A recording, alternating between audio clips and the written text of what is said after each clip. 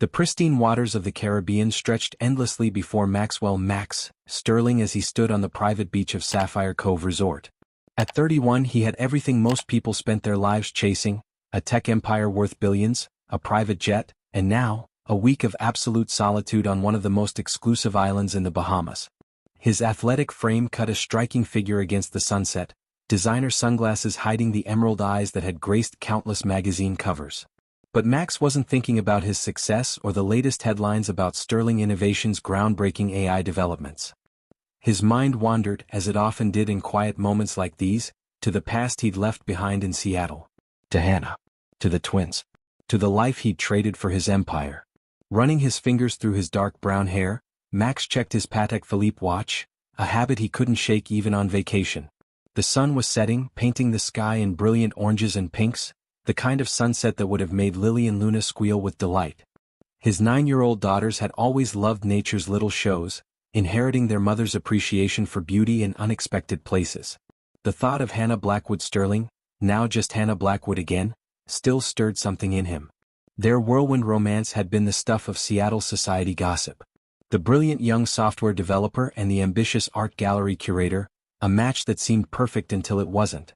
Until the late nights at the office turned into missed anniversaries, until the dreams they'd shared turned into solo pursuits, until the pressure of building Sterling Innovations from a startup into a tech giant ate away at their foundation.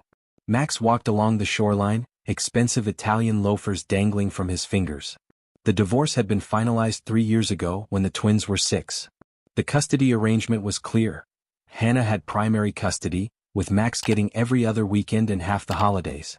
It worked on paper, but paper didn't account for the way his heart clenched every time he had to say goodbye to Lily and Luna, their matching green eyes, so like his own, filling with tears. He'd chosen this particular week at Sapphire Cove specifically because it was Hannah's time with the girls.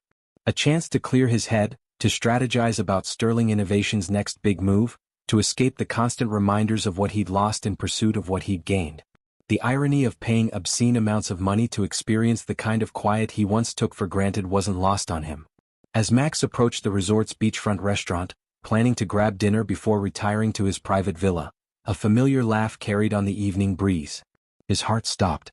It couldn't be. But there they were, 2 identical little girls in matching sundresses, their long blonde hair catching the last rays of sunlight as they chased each other around a table. And sitting there, more beautiful than he remembered in a flowing white dress, was Hannah, her own blonde hair now cut in an elegant bob that framed her face perfectly. Max froze, his carefully constructed world of compartmentalized emotions shattering in an instant. Hannah looked up, those same green eyes he saw in his dreams widening in recognition. The twins turned, their excited shouts of "Daddy" carrying across the beach. In that moment, Maxwell Sterling, CEO of a billion-dollar tech company, felt like the same 26-year-old who had first fallen in love with the girl from the art gallery, terrified and exhilarated all at once. Lily and Luna reached Max first, their small bodies colliding with his in a tangle of excited hugs and eager chatter. He lifted them both, one in each arm, marveling at how they seemed to have grown even in the few weeks since he'd last seen them.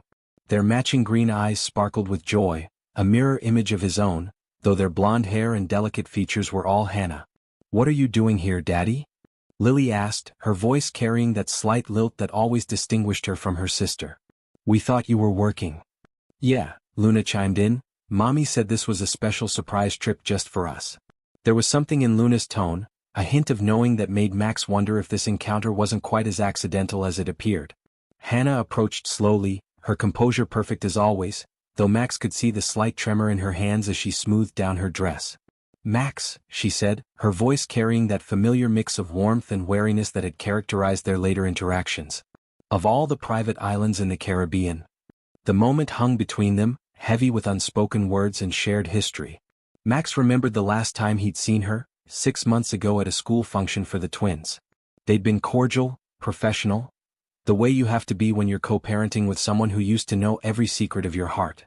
"Hannah," he managed, setting the girls down gently. "This is unexpected."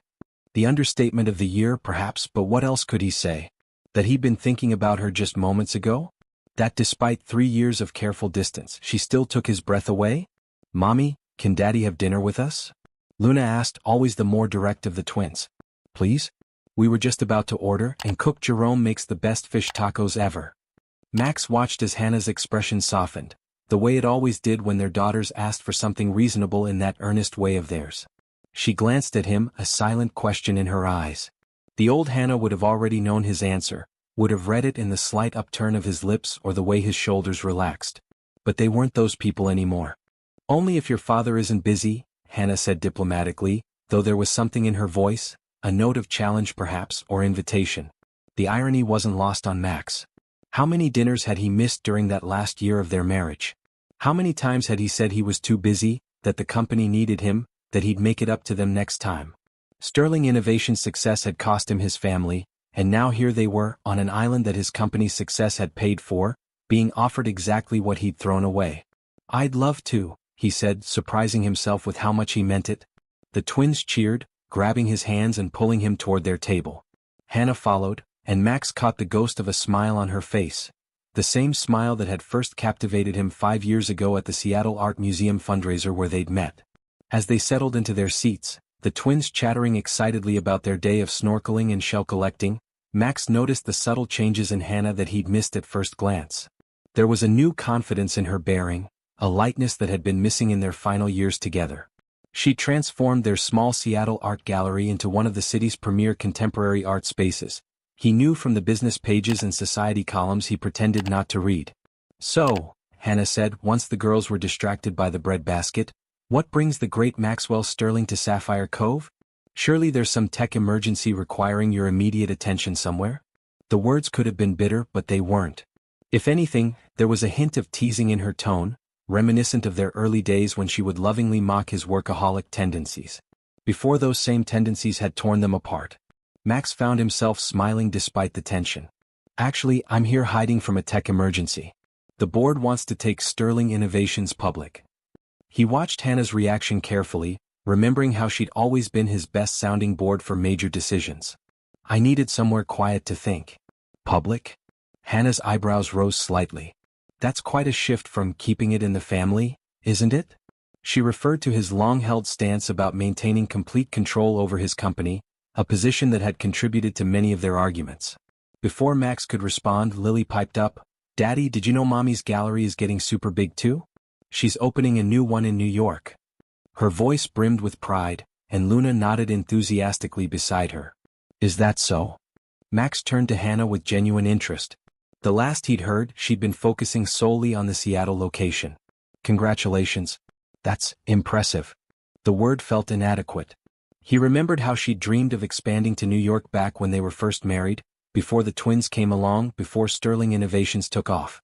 Hannah tucked a strand of hair behind her ear, a nervous habit she'd never lost. "It's still in the early stages.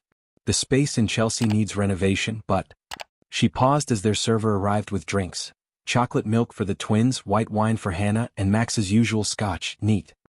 He wondered if she'd ordered it for him, remembering his preference. "But," he prompted, taking a sip of the perfectly aged liquor. "But I'm actually here to meet with an investor tomorrow. Someone who's interested in backing the expansion." Hannah's eyes met his, and there was something there, a flicker of the old fire that had first drawn them together. "I didn't expect to run into you, Max. The girls' spring break just happened to coincide with the meeting, and I thought..." She shrugged elegantly. "I thought they deserved a beautiful beach instead of a boring business trip." Luna suddenly became very interested in her chocolate milk, while Lily developed an intense fascination with the table's centerpiece. Max had seen that guilty look on their faces before, usually right before discovering they'd been up to something. "Girls?" Hannah's tone carried a warning note. "Is there something you want to tell us?" The twins exchanged one of their silent looks, the kind that had always made Max wonder if they really could read each other's minds. Finally Luna spoke up, her voice small but determined. "We might have sent Daddy's assistant an email from your computer about which island you were taking us to." "Luna?" Lily protested, but her sister continued. "We just thought, maybe if Daddy knew where we were going he might want to come too. We didn't know he was actually going to be here." Luna's eyes, so like his own, pleaded for understanding. "We just miss when we all used to do things together." The admission hung in the air like the humid Caribbean breeze. Max felt something catch in his throat as he watched Hannah's expression soften from stern to understanding. How many times had the twins asked for both parents at their school events? How many birthday wishes had been spent on wanting their family back together? I never got any email, Max said slowly, realization dawning. Cassidy quit last month. I've been handling my own schedule until I find a replacement. He looked at Hannah. You didn't know about this? She shook her head, but there was a hint of amusement playing at the corners of her mouth. No, but I probably should have guessed. They've been suspiciously well behaved about this trip. She gave the twins a look that mixed exasperation with affection. Though we will be having a serious discussion about using Mommy's computer without permission. The twins nodded solemnly, but Max could see they didn't regret their attempted matchmaking, failed though it was. He found himself wondering what would have happened if Cassidy had still been his assistant, if she had received that email.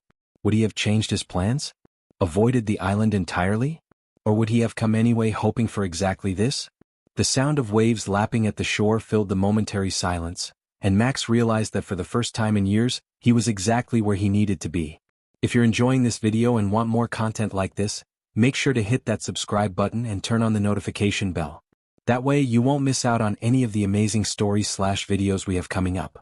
Your support really helps the channel grow and keeps us bringing you more of what you love. Thank you. Dinner progressed with an ease that surprised them both. The twins dominated the conversation, filling their father in on every detail of their lives he'd missed. Lily's lead role in the school play, Luna's science fair project about marine biology, their joint decision to take up tennis instead of soccer this spring. But it was during dessert, a towering chocolate souffle that the girls attacked with twin spoons, that the past came rushing back.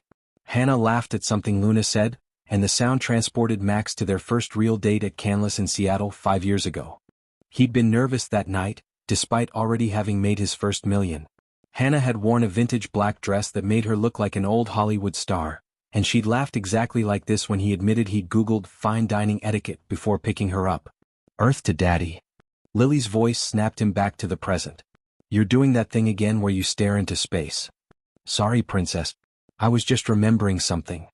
His eyes met Hannah's across the table, and he knew she'd been thinking of that night too. It was there in the slight flush of her cheeks, the way she quickly looked down at her coffee. Was it about when you and Mommy fell in love?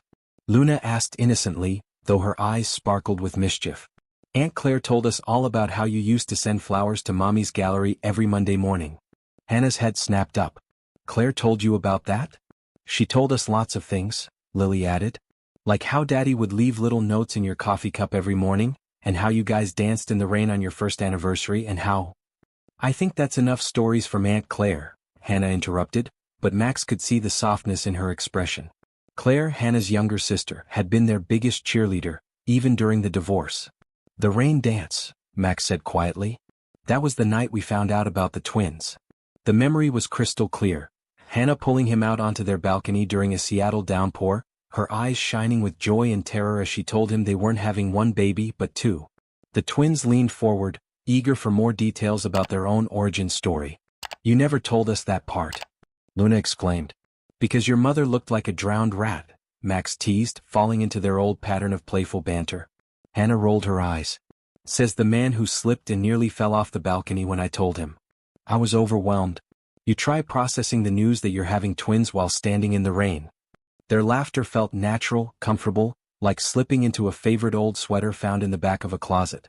But there was an undertone of melancholy too, a shared awareness of how far they drifted from those rain-soaked dreamers. Daddy, Lily said suddenly, her tone serious. Why did you stop leaving notes in Mommy's coffee cup? The question landed like a stone in still water, ripples of tension spreading across the table. Max saw Hannah start to deflect to protect him from having to answer, but he held up his hand gently. Because I stopped having coffee with your mom in the mornings, he said honestly. I started leaving for the office earlier and earlier, thinking just one more hour, one more meeting, one more deal would be enough to secure our future. He looked at Hannah. I didn't realize I was losing our present in the process. Hannah's fingers tightened around her coffee cup. Max, she started, but a sharp trill interrupted whatever she was going to say. Her phone buzzed insistently on the table. That's probably about tomorrow's meeting, she said, checking the screen. I should take this. As she stood and walked toward the beach for privacy, Max watched her go, remembering all the times he'd done the same thing to her. The twins were unusually quiet, watching the interaction with matching expressions of hope and worry. You still love her, don't you, Daddy? Luna asked softly. Max looked at his daughters, So perceptive, so hopeful, so much like their mother in ways they didn't even realize. The answer stuck in his throat, not because it wasn't true, but because it had always been true, even when he'd been too blind to see it. When Hannah returned to the table, her expression had changed. The warm nostalgia of moments ago had been replaced by something more complex. Worry mixed with excitement. "That was Richard Blackwood," she said, naming one of New York's most prominent art dealers. "He's my potential investor. He's arriving early tonight actually. He wants to meet for breakfast tomorrow instead of dinner." Max recognized the name instantly. Richard Blackwood had been a constant figure in the art world news lately, known for his aggressive expansion strategies and tendency to take over smaller galleries. The thought of him investing in Hannah's dream made something twist in Max's stomach. "Blackwood Galleries?" he asked, keeping his tone neutral for the twins' sake. "Interesting choice of partner." Hannah's eyes narrowed slightly. She'd always been able to read his underlying meaning. "He believes in my vision for expansion," she said carefully. "And he has the resources to make it happen quickly." "I'm sure he does," Max replied, unable to keep the edge from his voice. He'd researched Blackwood Galleries 6 months ago when looking for corporate art installations for Sterling Innovation's new Seattle headquarters. The stories he'd heard about Blackwood's business practices had made him choose a different vendor. Luna and Lily exchanged worried glances, sensing the shift in atmosphere. "Can we get ice cream on the beach?" Lily asked quickly, using the diplomatic skills that made her the unofficial peacekeeper of the family. "It's getting late, sweethearts," Hannah started, but Max interrupted. "Actually, if it's okay with your mom, maybe you could show me that amazing shell collection you were telling me about earlier?" He looked at Hannah. "Their villa's close, right? I'll have them back in 20 minutes. Hannah hesitated, then nodded. 20 minutes. They need to pack for tomorrow anyway. We're moving to the east side of the island to be closer to where Richard's staying. As they walked along the torchlit path to Hannah's villa, the twins each holding one of his hands, Max's mind raced. He knew more about Richard Blackwood than he'd let on. Just last week, his friend Xavier, another gallery owner in New York, had called warning him about Blackwood's latest pattern. Investing in promising galleries only to force them into selling controlling interest within months. "Daddy," Luna said, breaking into his thoughts, "are you worried about Mommy's gallery?" Sometimes his daughter's perceptiveness startled him. "What makes you think that, sweetheart?" "You got that same look you had when we told you about Tommy Rogers bullying kids at school," Lily explained. "Right before you called the principal and Tommy's parents had to come in for a meeting." Max smiled despite his concerns. "You two notice everything, don't you?" "Mommy says it's because we got your brain and her intuition," Luna said proudly. "She also says that's a dangerous combination." They reached the villa's entrance, where a collection of seashells was carefully arranged on the patio table. But instead of showing him their treasures, the twins turned to face him with matching serious expressions. "Daddy," Lily began, "we know you're still the smartest businessman ever. Even if you did miss our email trick," Luna added with a slight smirk. "And we know you still care about Mommy," Lily continued. "We see how you look at her."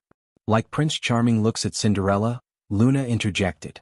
All sad and hopeful at the same time. Max knelt down to their level, touched by their concern and amazed by their insight. "It's complicated, girls. Your mom and I."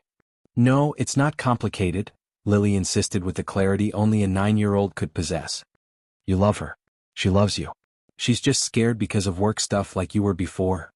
"But you're not scared of work stuff anymore, right, Daddy?" Luna's green eyes, so like his own, searched his face. "You came here to think about changing things. Maybe you could help Mommy not be scared too?" Their words hit him like a physical force. They were right. He had come here to think about changes, about letting go of some control, about what really mattered. He just hadn't expected the universe to literally drop the answer in front of him at dinner. The walk back to Hannah's table felt longer than before. Max's mind raced with possibilities and potential consequences. The twins skipped ahead, their shell collection temporarily forgotten in light of their impromptu matchmaking mission. He found Hannah standing at the edge of the restaurant's terrace, staring out at the moonlit ocean. She'd always done that when wrestling with big decisions, seeking answers in the horizon. The sight was so familiar it made his chest ache. "Hannah," he said softly, not wanting to startle her. "We need to talk." She turned, moonlight catching the subtle highlights in her blonde hair. "The girls get their shells?" "They were more interested in giving me advice, actually." He moved to stand beside her at the railing. Pretty wise advice for 9-year-olds. A small smile played at her lips. They're too smart for their own good. Get that from their father. Their mother, actually. Max took a deep breath. Listen about Blackwood. Max, don't. Hannah's voice carried a warning edge. I know that tone. That's your, I'm about to fix everything tone, and I can't. I need to do this on my own. Like I needed to do everything on my own? The words came out before he could stop them. Because that worked out so well for us? Hannah's fingers tightened on the railing. That's not fair. No, what's not fair is watching you walk into a trap because you're too proud to let me help. He turned to face her fully. Blackwood's been targeting small galleries across the country. He invests, gains their trust, then forces them to sell controlling interest. He's done it 6 times in the last year alone. She stared at him, shock and something else, hurt, maybe, crossing her features. You've been keeping tabs on my industry? I was researching galleries for Sterling's new headquarters, he explained, then admitted. But yes, I've kept an eye on your world. Just because we're not together doesn't mean I stopped caring about your success. My success, Hannah repeated quietly. You know what's ironic? All those nights you were working late, building Sterling into an empire? I understood. I supported you because I believed in you. But when I started talking about expanding the gallery, about my dreams, she trailed off, old pain evident in her voice. I was scared, Max confessed, the truth he'd never admitted finally surfacing. Not of your success, of losing you to it. Of you becoming like me, of the girls having 2 parents who were never home. So I discouraged you, made excuses, tried to keep things small and manageable. I was wrong, Hannah. So wrong. A warm breeze carried the sound of distant music from somewhere down the beach, and for a moment, neither of them spoke. Max could see Hannah processing his words, her analytical mind, the trait that had first drawn them together, working through implications. I have the meeting with Blackwood tomorrow, she finally said. I can't just cancel because my ex-husband has concerns. Former husband, Max corrected gently. Never ex. And I'm not asking you to cancel. I'm asking you to let me help. Not take over, not fix everything, just help. Hannah turned to look at him, really look at him, for the first time since their divorce. And how exactly would that work? Have dinner with me tomorrow night. After your meeting with Blackwood. Bring his proposal and we'll go through it together. If I'm wrong about him, I'll be the first to apologize. But if I'm right. He let the sentence hang. The girls put you up to this, didn't they? But there was a hint of amusement in her voice. They might have pointed out that I came here to think about changes. About letting go of control. About what really matters. He smiled softly. They get their manipulation skills from their Aunt Claire, by the way. Hannah laughed despite herself, the sound carrying across the quiet beach. God help us when they're teenagers. She paused, considering. Dinner tomorrow. Just dinner and business discussion. Just dinner and business, Max agreed, though they both heard the unspoken possibility in the words. As if on cue, the twins appeared at the terrace entrance. Time for bed. Luna asked hopefully, clearly having eavesdropped on at least part of the conversation. Way past time, Hannah confirmed, but her tone was gentle. Say goodnight to your father. Max knelt to receive their hugs, breathing in the mix of sea salt and sunscreen that clung to their hair. Love you, Daddy, they chorused, then added in whispers only he could hear, don't mess it up. If you're enjoying this video and want more content like this, make sure to hit that subscribe button and turn on the notification bell. That way you won't miss out on any of the amazing stories/videos we have coming up. Your support really helps the channel grow and keeps us bringing you more of what you love. Thank you. Morning brought a different energy to Sapphire Cove. Hannah sat in the East Side Resort's upscale breakfast restaurant, watching Richard Blackwood hold court over their business meeting.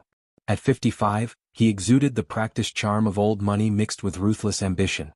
His silver hair was expertly styled, his linen suit perfectly pressed despite the humid climate. Hannah, darling, he said, sliding a sleek portfolio across the table, this is just a preliminary proposal, but I think you'll find the terms most generous. His smile didn't quite reach his steel-gray eyes. As Hannah reviewed the documents, her gallery curator's eye for detail caught subtle red flags.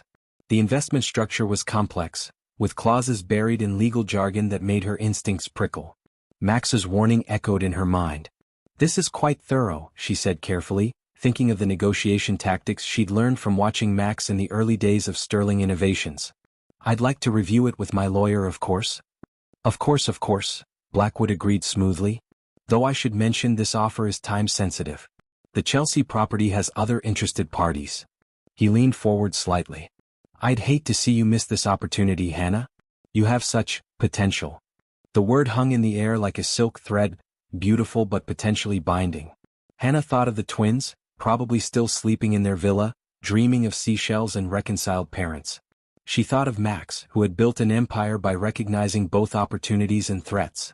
I understand time sensitivity, Richard, she replied, matching his tone. But I've learned that the best decisions aren't made in haste. She closed the portfolio deliberately. I'll have my answer by tomorrow morning. Blackwood's smile tightened almost imperceptibly. I was hoping we could settle this over breakfast. I have another appointment in Miami tomorrow. Then I'll make sure you have my answer before you leave. Hannah stood, smoothing her cream-colored blazer. Thank you for the meeting, Richard. As she walked away from the restaurant, portfolio tucked under her arm, Hannah felt Blackwood's calculating gaze on her back. The morning sun was intense already, but it wasn't the heat making her neck prickle with unease. She found the twins building an elaborate sandcastle with their new beach friends, supervised by the resort's kids club coordinator. Having fun, my loves? Mommy? Lily looked up, her face bright with excitement. We're building Sterling Castle. Hannah raised an eyebrow. Sterling Castle? Like Daddy's company, but also like real castles in England, Luna explained matter-of-factly. It's a play on words.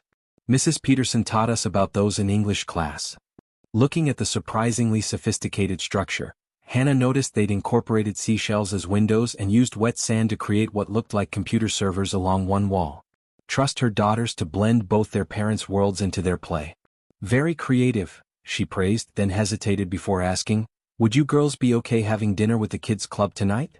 Daddy and I need to discuss some boring business stuff. The twins exchanged their trademark conspiratorial glance. Boring business stuff? Lily repeated skeptically. Just business, Hannah confirmed, trying not to smile at their obvious disappointment. But maybe we could all have breakfast together tomorrow? If Daddy's free? Luna's face lit up. He will be. He always clears his schedule when there's a chance to see us. The simple confidence in their father's devotion made Hannah's heart twist. Max had changed since their divorce, had learned to prioritize differently. She'd seen it in the way he managed custody arrangements, in how he'd scaled back international business trips to never miss a school performance. She pulled out her phone, finding Max's number still on speed dial. Her finger hovered over it for a moment before she typed out a text instead. Meeting done. A lot to discuss. Still on for dinner? His response came quickly. 7 p.m. I know a quiet spot on the West Beach. I'll have something sent to your villa to wear. Hannah felt a flutter in her stomach that had nothing to do with business concerns. The last time Max had sent her a dress. Oh. This was about the gallery, about protecting her dream from becoming someone else's asset. Nothing more. But as she watched their daughters put the finishing touches on Sterling Castle, she wondered if maybe some dreams were worth revisiting. The dress arrived at Hannah's villa exactly as Max had promised, a flowing silk creation in deep emerald that matched their shared eye color. The note attached read simply, for old time's sake. She recognized the designer immediately, the same one who'd made her gallery opening gala dress 5 years ago, when Max had first seen her as more than just the cute curator who caught his eye. The private dining cove Max had arranged was lit with tiki torches and strung lights, a single table set back from the water's edge. He was already there when she arrived, and the way his breath caught slightly at the sight of her made Hannah glad she'd decided to wear the dress. You look. Max started, then smiled. Well, you know how you look. Diplomatic as always, she teased, letting him pull out her chair. Though I have to admit, sending a Marchesa was playing dirty. I learned from the best. I remember someone once sending their divorce lawyer and wearing a suit from my favorite designer. Hannah laughed despite herself. Claire's idea. She said if we had to divide assets we should at least do it in style. A waiter appeared with champagne, and Hannah noticed it was their old favorite, the same brand they'd shared the night Max had proposed. He caught her looking at the label and shrugged. I figured if we're going to dissect a predatory business proposal, we might as well enjoy ourselves. She pulled Blackwood's portfolio from her bag, but Max held up a hand. First, dinner. Then we can talk business. I ordered for us. Hope you still like seafood risotto. You remembered? The simple fact shouldn't have affected her so much. Hannah, I remember everything. His voice was soft, serious. I remember that you hate olives but love olive oil. That you can't sleep if there's any light in the room. That you hum Beethoven's Ninth when you're nervous, which you're doing right now. She stopped humming abruptly, feeling heat rise to her cheeks. Max. Sorry, he said quickly. Business dinner. I know. I just, seeing you in that dress in this light. He cleared his throat. Tell me about the meeting with Blackwood. Grateful for the redirect, Hannah detailed her breakfast meeting as their appetizers arrived.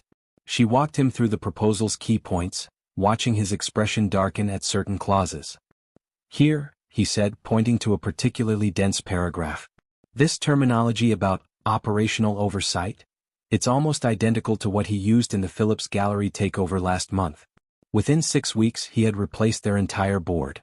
I thought something felt off about that section. Hannah took a sip of champagne. But Max, without his investment, expanding to New York would take years. Maybe even a decade.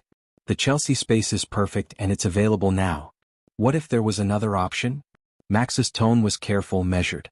What if someone else wanted to invest?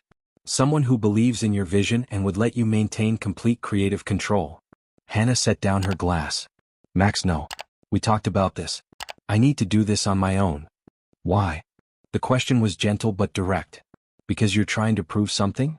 Or because you're afraid of mixing business with whatever this is between us? Both, she admitted. Neither.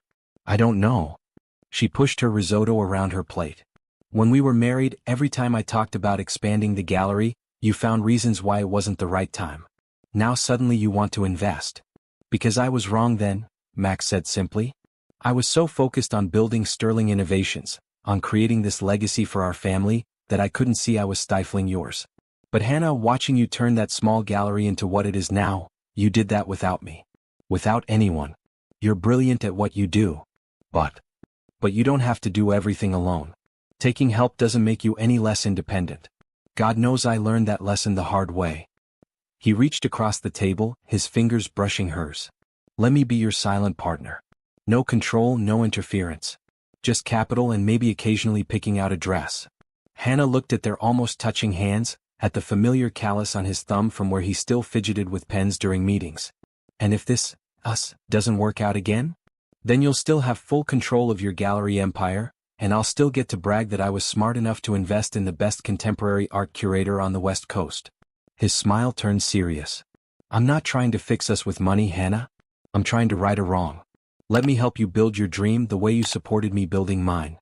The ocean breeze carried the faint sound of music from the main resort, and Hannah recognized the song, the one they danced to at their wedding. From the way Max's fingers twitched against hers, he heard it too. The familiar melody floated around them, and Hannah found herself transported back to their first dance as husband and wife. She'd been so nervous about tripping in her dress that Max had held her closer than necessary, whispering terrible jokes in her ear until she relaxed into laughter. Dance with me? Max's voice brought her back to the present. He was standing now, hand extended, green eyes reflecting the torchlight. This isn't exactly maintaining professional boundaries, she pointed out, but her hand was already reaching for his. One dance, he said softly. For the girls. They'll want to know every detail of this dinner anyway. Hannah let him lead her to the small space between their table and the beach. His hand settled on her waist with familiar certainty, while hers found its old resting place on his shoulder. They swayed gently to the music, careful to maintain a respectable distance that somehow still felt intimate. The girls told me about Stirling Castle, Max said after a moment. Complete with server rooms, apparently. Hannah smiled against his shoulder. They're determined to merge our worlds, aren't they? Maybe they're smarter than we are. His thumb traced a small circle on her waist, probably unconsciously. Hannah, about the investment offer, I meant what I said. No strings, no control. Just a smart business decision. She pulled back slightly to look at him. You really think I can do this? Build a gallery empire? I think you already are. The Seattle location's profits are up 40% from last year. Your contemporary artist program has launched 3 major careers. The New York Times called you the future of West Coast art. At her surprised look, he added, I might have had Sterling's PR team set up some Google alerts. Keeping tabs on me, Mr. Sterling? Professional interest only, Ms. Blackwood. But his smile said otherwise. Although I did enjoy that photo spread in Art Monthly. The one where you're standing in front of the Jensen installation. You're impossible, she laughed but sobered quickly. If I consider your offer, I want everything in writing. Clear boundaries, both professional and personal. Of course. I'll have my lawyers draw up. No, she interrupted. I'll have my lawyers draw up the paperwork. And Claire reviews everything first. Max's smile widened. There's the ruthless negotiator I married. Any other terms? Hannah pretended to think. The girls never hear about this conversation. As far as they're concerned, their matchmaking attempts are completely unsuccessful. Agreed. Though I should warn you, Luna's already planning our Christmas card photo. The song was ending, their dance slowing to a stop, but neither moved away immediately. Hannah could feel the weight of the moment, of choices hanging in the balance. Max, what are we doing? Right now? Plotting to frustrate our daughter's matchmaking schemes while secretly considering their success. His tone turned serious. But really, we're growing up. Finally learning how to balance ambition with love. Maybe even figuring out how to want both our dreams and each other at the same time. Before Hannah could respond, a familiar giggle carried across the beach. They stepped apart, turning to see Luna and Lily poorly hidden behind a nearby palm tree, still in their kids' club activity clothes. I see someone's bedtime was flexible tonight, Hannah called out, trying to sound stern but failing. The twins emerged, not looking remotely guilty. We were just taking a beach walk, Lily said innocently. With binoculars? Max pointed to the pair hanging around Luna's neck. We were bird watching? Luna tried. At night? Both parents asked simultaneously, then caught each other's eye and smiled. Fine, Lily sighed dramatically. We just wanted to make sure you were actually talking about boring business stuff. And were you? Luna added hopefully. Hannah looked at Max, saw the same mix of exasperation and love she felt reflected in his eyes. Actually, she said, your father and I were just discussing some very important business matters, including how to handle nosy daughters who spy on private meetings. Does that mean we're in trouble? Lily asked. Oh yes, Max confirmed, but he was grinning. Huge trouble. The kind that can only be fixed with ice cream. The twins' faces lit up. Really? Hannah rolled her eyes but nodded. Go get a table at the ice cream parlor. We'll be right there. As they watched their daughter skip away, Hannah turned to Max. Ice cream? Really? Hey, you're the one who taught me that sometimes the best business decisions are sealed with dessert. If you're enjoying this video and want more content like this, make sure to hit that subscribe button and turn on the notification bell. That way you won't miss out on any of the amazing stories/videos we have coming up. Your support really helps the channel grow and keeps us bringing you more of what you love. Thank you. Later that night, after the twins had finally fallen asleep with traces of chocolate ice cream still on their faces, Hannah sat on her villa's balcony reviewing both proposals. Blackwood's sleek portfolio lay next to Max's hastily written notes on resort stationery, two very different visions for her future. Her phone buzzed with a text from Claire. So? Did the dress work its magic? Don't make me fly down there. Hannah smiled, typing back. The dress worked too well. But that's not the point. Need your legal brain. Sending you two proposals. Priority review needed. Claire's response was immediate. Already? Girl, you move fast. Send them over. But I want all the details about the dress later.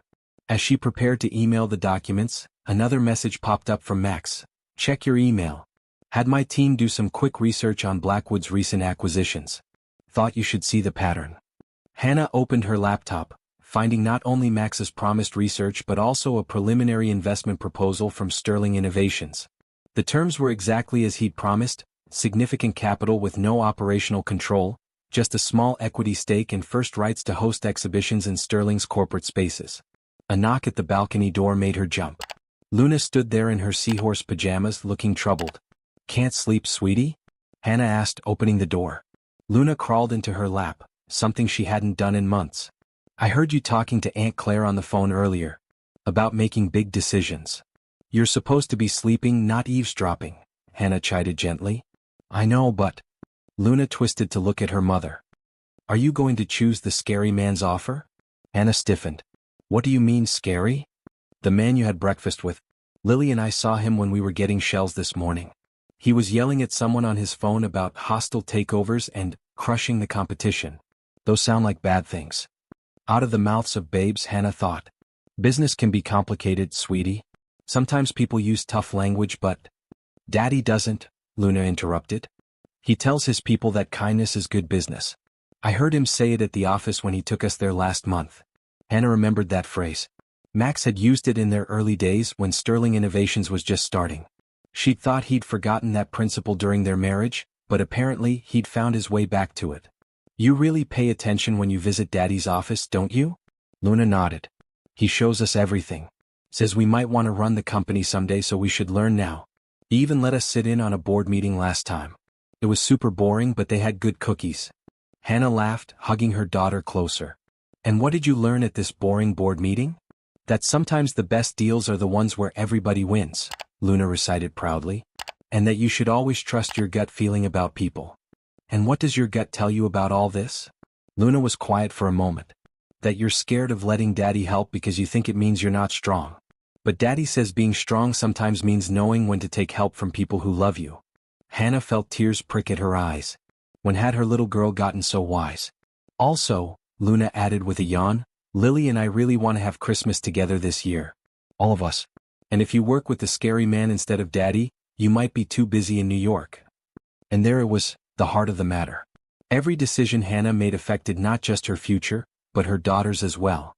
She thought of Max's words about balancing ambition with love, about wanting both dreams at once. Hey Luna, she said softly, but her daughter had fallen asleep, her small body curled trustingly against Hannah's chest. Carefully shifting to reach her phone without disturbing Luna, Hannah sent 2 messages. The first to Blackwood, thank you for the opportunity, but I'll have to decline. My vision for the gallery's future takes a different path. The second to Max, the girls are going to be insufferable when they realize their plan worked. Breakfast tomorrow to discuss terms? Your lawyers, my lawyers, and Claire on Zoom. The next morning's breakfast meeting was an interesting blend of professional and personal. Max had arranged for a private beachfront cabana, equipped with both a business-ready conference table and a smaller breakfast nook where the twins sat with their pancakes, pretending not to eavesdrop. Claire's face dominated the laptop screen, her expression oscillating between legal advisor and delighted sister as she reviewed the terms. The equity split is fair, she noted, though we might want to adjust the exhibition rights clause for the Sterling corporate spaces. Agreed, Hannah said, watching Max's reaction. He simply nodded, making a note on his tablet. And, Claire added with a barely suppressed smile, I assume we're adding a personal clause about holiday arrangements? From the breakfast nook, Lily's fork clattered against her plate. Luna quickly shushed her, but both parents caught their excited exchange of looks. We haven't discussed personal arrangements, Hannah said firmly, though her cheeks colored slightly. Yet, Max added quietly, earning himself a sharp look from Hannah and a gleeful one from Claire. Well, while you're not discussing personal arrangements, Claire continued, Richard Blackwood's office has called me 3 times this morning. Apparently he's quite upset about losing this deal. Max's expression darkened. Has he made any threats? Please, Claire scoffed, he knows better than to threaten a gallery owner who's backed by Sterling Innovations. Speaking of which. She shuffled some papers off-screen. Hannah, you should know that accepting this investment means you'll be featured in some high-profile business coverage. The art world loves a good power couple story. We're not a couple, Hannah protested automatically. Just business partners who happen to share custody of identical twins and dance to their wedding song on private beaches? Claire's eyebrow rose knowingly. Aunt Claire. Luna called out, abandoning any pretense of not listening. Did Daddy tell you he's taking us all to the sea turtle hatching tonight? He is. Hannah turned to Max, who suddenly seemed very interested in his coffee. I might have heard there's a nest due to hatch, he said carefully. And I might have arranged for a marine biologist to give us a private viewing. For the girls' education, of course. Of course, Hannah echoed, fighting a smile. Purely professional, Claire commented dryly. Now, should we discuss the merger timeline? Gallery expansion timeline, Hannah corrected. That's what I said. Claire's grin was impossible to miss. Max, your legal team sent over some additional documents about the Chelsea property. As they worked through the morning, hammering out details and terms, Hannah found herself repeatedly struck by how different this Max was from the one she divorced. He listened more than he spoke, offered suggestions rather than directives, and seemed genuinely excited about her vision for the gallery's future. The twins had migrated to the beach just outside the cabana, visible through the open walls as they collected more shells and occasionally glanced back to check on their parents' progress. Their matching sundresses fluttered in the breeze as they worked on what appeared to be another elaborate sand castle. One last thing, Claire said, pulling Hannah's attention back to the screen. The press will want statements from both of you about this partnership. Any thoughts on how you want to handle that? Before either could respond, a commotion from the beach caught their attention. The twins were rushing back to the cabana, faces alight with excitement. "Mom? Dad?" Lily called out, clutching something in her hands. "Look what we found." Luna was practically bouncing beside her sister. "It's just like the one from your story." In Lily's outstretched hands lay a heart-shaped piece of sea glass, smooth and frosted by the ocean, in a striking shade of emerald green. Hannah's breath caught. On their first date, she told Max about finding a similar piece as a child, how she'd taken it as a sign of good things to come. "Well," Claire's voice came through the laptop, thick with amusement, "I think the universe just wrote your press statement for you." That evening, as the sun began to set over Sapphire Cove, the Sterling Blackwood family gathered on a secluded stretch of beach. The marine biologist Max had arranged was explaining the delicate process of sea turtle hatching to the twins, who listened with rapt attention, still clutching their precious piece of sea glass. "It's amazing," the biologist said, "how these tiny creatures know exactly when to emerge and exactly where to go. They're born with an innate sense of timing and direction." Hannah felt Max's hand brush against hers in the fading light. "Unlike some of us," he murmured, "who need a few wrong turns to find our way." She turned to look at him, really look at him, in the golden hour light. "Do you regret it? Our wrong turns?" "No," he said thoughtfully. "They led us here. Made us better. Taught us what really matters." He nodded toward the twins, who were now carefully marking the safe path the baby turtles would take to the ocean. "Besides, some things are worth waiting for." Suddenly there was movement in the sand. The first tiny turtle emerged, followed by dozens more, creating a magical parade toward the sea. The twins gasped in delight, their green eyes wide with wonder as they watched nature's perfect choreography unfold. "You know," Hannah said softly, "when I came to this island, I thought I was just here to secure my gallery's future.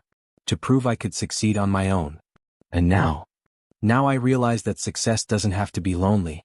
That letting someone help doesn't make you weak, it makes you stronger." She squeezed his hand. "The girls figured that out long before we did. They get their wisdom from their mother," Max smiled. Luna turned back to them, her face glowing with excitement. "Look, they're all helping each other reach the water. Just like a family should." Lily joined in. "Yeah, and even though it's dark and scary, they're brave because they're together." Hannah and Max exchanged a look, both struck by the simple wisdom in their daughter's words. The tiny turtles pushed forward, supporting and guiding each other, making their way to the vast ocean that awaited them. "You know," Max said, "Sterling Innovation's first investors told me I was crazy to build a company focused on ethical technology and employee welfare. They said kindness was bad for business. But you proved them wrong," Hannah finished. "Just like we're going to prove that art and commerce can coexist without compromise. That family and ambition aren't opposing forces." The last baby turtle made its way into the waves as the stars began to appear above. The twins ran back to their parents, full of excitement and questions about their next adventure together. Looking at her family, really her family, even after all the twists and turns, Hannah realized that sometimes life's biggest blessings come disguised as challenges. Sometimes the hardest paths lead to the most beautiful destinations.